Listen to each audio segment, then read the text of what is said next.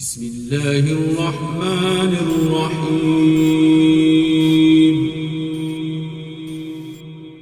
والتين والزيتون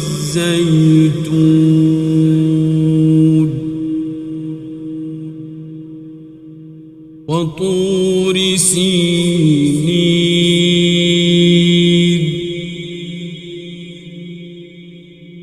وهذا البلد الأمين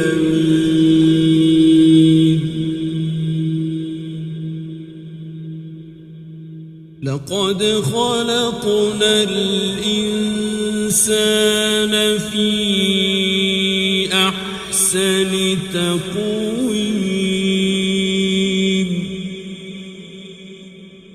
ثم رددناه أسفل سافلين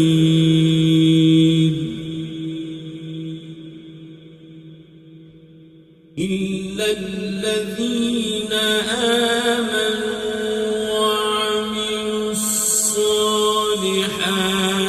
فلهم أجر غير ممنون